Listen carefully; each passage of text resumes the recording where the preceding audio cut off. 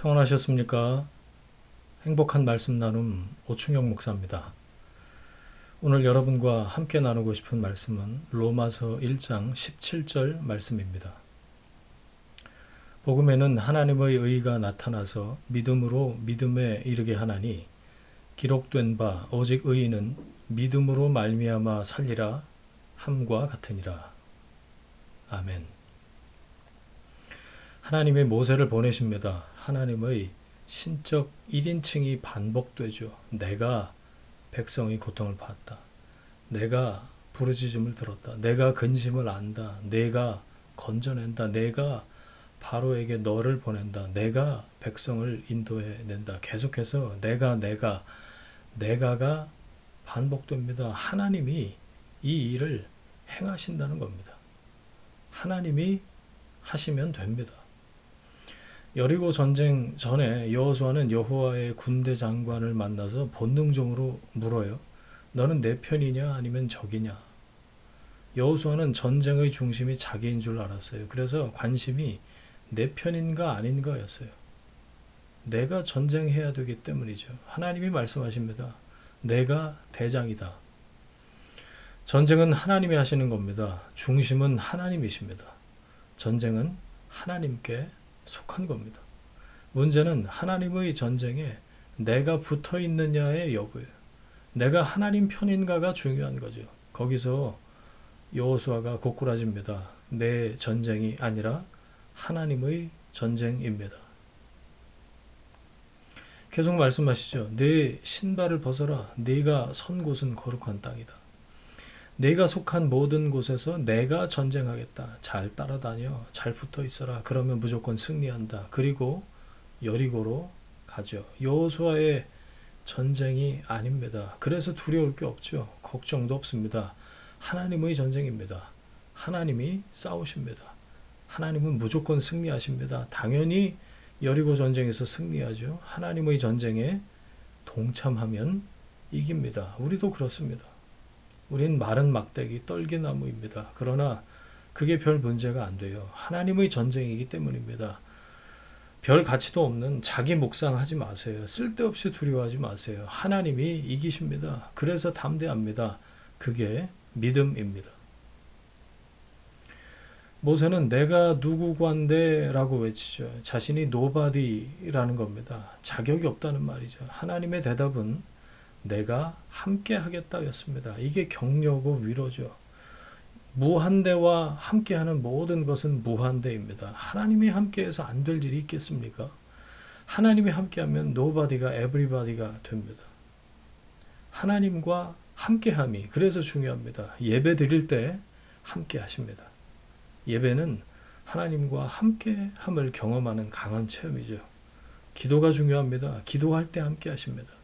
기도는 전능자와 손잡는 겁니다. 전도가 힘이 있죠. 복음 증거할 때 항상 함께 하십니다. 쥐뿔도 없으면서 홀로 발버둥 칠 이유가 없습니다. 자격지심에서 나오는 이상한 괴성 지르지 마세요. 약하지만 하나님이 함께하면 강합니다. 그래서 우리는 nobody지만 믿음으로 everybody로 살 수 있는 거죠. 하나님은 범죄한 아담에게 네가 어디 있느냐라고 물으십니다. 몰라서 물으시는 게 아니죠. 자신의 상태를 보란 말이었어요. 현실과 직면하란 말입니다. 그래야 돌아올 수 있고 회개할 수 있고 회복이 가능하기 때문이죠. 해결책은요? 인정하는 겁니다. 문제의 해결은 약함, 모순, 불일치를 인정하는 것으로부터 시작됩니다. 인정하면 겸손하게 주님 의지하게 됩니다. 겸손하게 주님 의지하면 타인을 볼 때 너무 존경하지 않을 수도 있고요. 타인이 넘어지는 걸 봐도 너무 조롱하지도 않게 됩니다. 사람은 사람일 뿐이죠. 주님만 신뢰하고 의지해야 합니다. 요즘 아침에 출근하면 환기하고 제습기 틀어놓는 게 일입니다. 예배당이 지하에 있어서 장마철엔 습기에 취약하거든요. 곰팡이와의 전쟁입니다. 해가 들고 바람이 잘 통하면 문제가 되지 않을 일이죠. 약함을 깨닫게 되면 시스템을 구축합니다. 견제장치 없이 누구나 넘어지기 때문에요. 양지로 나와야 합니다. 그래야 안 썩습니다.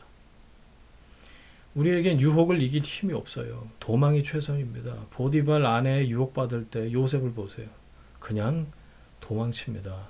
죄의 힘은 엄청나요. 무시해서는 안 됩니다. 내 힘으로는 이길 수 없습니다.